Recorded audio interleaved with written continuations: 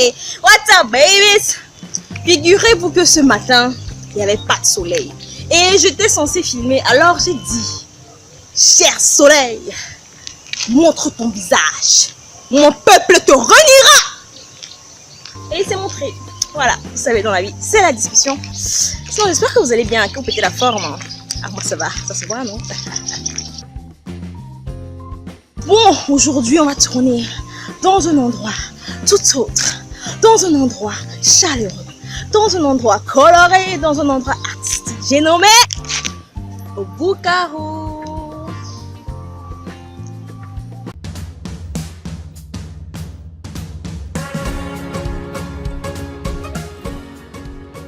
Bonjour à tous, bonjour André. Bonjour Diane. Je suis aujourd'hui avec un nouvel invité sur ma chaîne, il s'appelle André Fekam. D'abord, j'espère que vous allez super bien, nous ça va, on pète la forme. Hein? Oui, ça va. Super bien. Donc André, de quoi est-ce qu'on va parler aujourd'hui? Aujourd'hui, on va parler de bilan annuel et de planification stratégique pour une nouvelle année. Bilan annuel et planification stratégique pour une nouvelle année. Bon, ma cible est un peu fun, donc tu vois, faut pas avoir dans tous les termes trop sérieux. Non, il n'y a pas de problème, on va être fort, Voilà. on va être Super. Bon, pourquoi on parle de ça? Pourquoi ça sert? Pour entrer dans le sujet, je vais d'abord dire qu'il existe deux catégories de personnes. Il y a des personnes qui vivent chaque jour pour compter la journée de leur âge. Il y a des personnes qui vivent pour capitaliser les années sur l'année. De quelle catégorie est-ce que tu en fais partie? Je pense que je capitalise. Hein. Voilà, exactement. Si on réussit à parler de ces thématiques aujourd'hui, c'est exactement pour les personnes qui ont décidé de capitaliser le séjour sur Terre. Pour les personnes qui vivent pour compter leur âge, ces thématiques vont aussi réellement les aider. D'accord, donc par quoi est-ce qu'on va commencer? Nous allons échanger sur deux axes principaux aujourd'hui. C'est-à-dire qu'en première partie, on va parler du bilan. Le bilan en première partie. Et après, on va parler de la planification de une nouvelle année. Là, on est bientôt en fin d'année 2018. Donc, il faut préparer l'année 2019. Entre parenthèses, il y a des gens qui disent qu'on va faire ça tous les ans. Tous les ans, on va toujours en fin d'année se préparer pour la nouvelle année. Ils disent que non, ça c'est mon année, je vais tuer, je vais. Mais après, au cours de l'année, on le fait et tout. Moi, je sais juste à dire que c'est un choix. La personne qui veut tuer, tue. La personne qui veut assassiner. Voilà. Tu penses que c'est dur quoi déjà? C'est exactement ça. C'est-à-dire, une résolution, c'est comme un souhait. C'est comme une prière. Oui. C'est-à-dire, une prière sans action, il n'y a pas de résultat. Personne ne va faire la magie pour nous. Lorsque vous dites que cette année, je ne vais plus être désordonné, par exemple, ça, c'est juste un souhait, c'est une prière que vous évoquez, mais si dans l'opérationnalité vous êtes toujours désordonné, vous voyez qu'on ne peut rien faire. Oui, il n'y a pas d'évolution. En tout cas, ça ne tient qu'à nous-mêmes. Exactement. Pour faire un bilan, il faut d'abord déjà avoir vécu cette année. C'est exactement.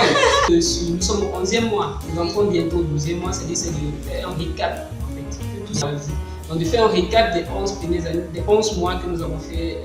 Sur l'année. Donc pour faire un bilan, le bilan c'est quoi? C'est exactement comme tu as dit, c'est l'inventaire. L'inventaire des actions qu'on a eu à mener, l'inventaire des aptitudes, des compétences, du potentiel qu'on a pu développer, des expériences qu'on a pu acquérir durant l'année, des formations qu'on a pu faire pendant l'année. Donc oui, donc on a tous ces ensembles qu'on peut essayer de faire un bilan là-dessus. Et donc, se faire une analyse sur son année, sur les 12, et tirer les points essentiels de l'année. Donc les questions c'est qu'est-ce que j'ai fait? J'ai réussi à faire l'année par rapport à ce que je m'étais fixé. Qu'est-ce que je n'ai pas pu faire? Pourquoi est-ce que je n'ai pas pu faire? Et quels sont les éléments à prendre en compte pour la projection de l'année suivante? Voilà probablement comment... Dans tous les cas, le bilan c'est l'analyse de ce qui a été prévu et ce qui a été fait. Notre vécu est axé sur 9 points. Voilà les 9 points sur lesquels est-ce que vous pouvez vous fixer les objectifs d'une nouvelle année. Nous avons le premier point qui est la famille et le loisir.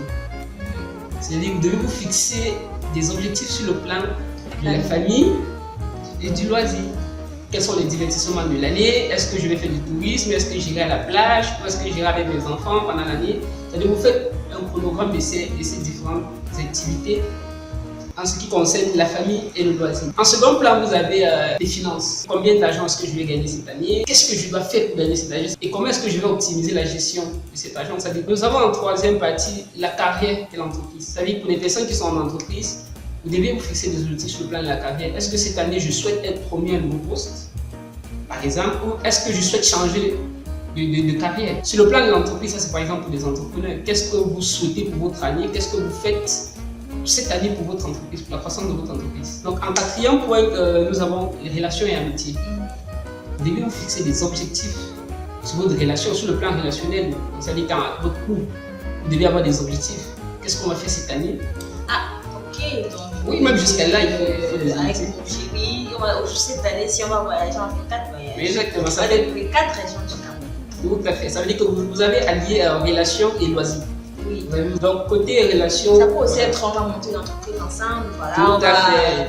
Bref, donc, un plan de croissance pour votre famille, pour votre relation. Que ce soit relation amoureuse ou bien amitié. Amitié, exactement, parce qu'on a parlé de relation et amitié. Et en 5e point, nous avons la santé et le bien-être. Ça aussi, c'est important. Qu'est-ce que je fais pour améliorer ma santé, mais pour garder une bonne santé du sport, l'alimentation, boire exact. Au 6e point, nous avons le développement personnel. Donc, on dit quelque chose, si vous vous trouvez être dans la même situation chaque année, c'est que vous n'êtes pas en train d'avancer. Ça veut dire si cette année, il y avait des questions sur lesquelles vous ne pouvez pas vous prononcer et que vous trouvez l'année suivante toujours être en train d'être coincé sur ce point, vous n'avez pas avancé, c'est que vous allez travailler sur le développement intérieur. On parle de développement personnel, c'est tout ce qui est intérieur. C'est le combat qu'on fait en interne de nous-mêmes, c'est-à-dire votre développement d'estime personnelle, la confiance en soi, l'affirmation de soi. En 7e position, nous avons la force de caractère. La force de caractère, c'est lorsque vous avez pu déjà identifier vos différents traits de caractère interne en vous, savez vos personnalités, vos valeurs, et qu'est-ce que vous capitalisez. Donc, ça veut dire que lorsqu'on regarde Diane, on dit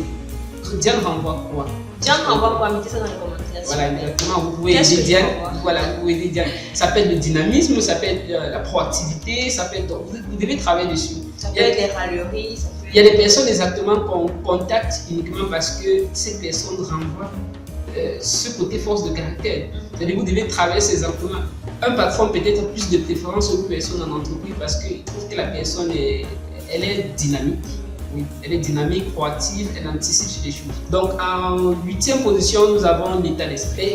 On peut quantifier deux catégories d'état d'esprit.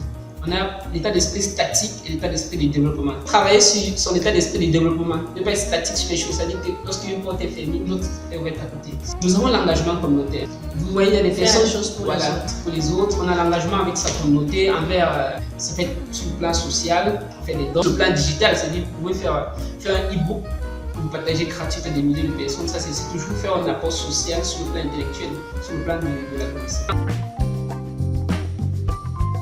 De croissance sur 90 jours. Je cumule ces 9 éléments sur 90 jours. Je dois travailler sur 90 jours. En fonction pour évaluer ma croissance sur l'année, je me donne un deadline de 90 jours pour chaque action. 3 mois. C'est pour ça que mon année est divisée en 4 globalement. Voilà, donc c'est ce qui me permet de pouvoir capitaliser exactement sur l'année. Et maintenant, sur les 90 mois, c'est segmenté. Attention. C'est-à-dire que je me mets un plan de percussion sur la semaine, sur le mois. Les objectifs de la semaine, les personnes qui doivent intervenir dans ces objectifs, les livres que j'aurai besoin de lire pour ces objectifs, des séminaires et des formations auxquels je dois participer pour développer des compétences ou des nouvelles habitudes que je vais acquérir. Mais l'anglais, c'est pas un peu trop straight to the line? Et qu'est-ce qu'on fait du feeling, de l'instinct, comment dire, l'autre étape brute? Parce qu'il y a des gens qui sont très refinés, moi par exemple. Oui. Voilà, c'est vrai qu'il faut programmer et tout, mais il faut pas aussi, je pense pas qu'il faille absolument se serrer, il faut avoir l'esprit ouvert, il faut être un aventurier, il faut aimer découvrir de nouvelles choses. Exactement. Il est très important de faire les aventures lorsqu'on est même dans les objectifs. Ça donne plus de sens à l'aventure que toute autre chose. Soyez alignés sur vos objectifs, donc vous êtes fixés. Et amusez-vous. Amusez-vous, il faut profiter de chaque instant. Merci André d'être venu, d'avoir partagé. C'est moi qui te remercie Diane. J'espère que ta communauté va apprécier. J'espère avoir mis du contenu pour la croissance et continuité. Continuer à travailler. Voilà. Surtout, je te souhaite beaucoup de courage pour ce que tu fais. C'est que tu fais de très beau travail, c'est que tu te donnes dessus, que ce soit dans le temps de divertissement ou pas. Donc je sais qu'on apprend beaucoup. Moi, je suis très fan de ta chaîne, j'en reste dans les commentaires. Oui, merci. Merci. Merci, André. Ok, à la prochaine. À la prochaine, bien.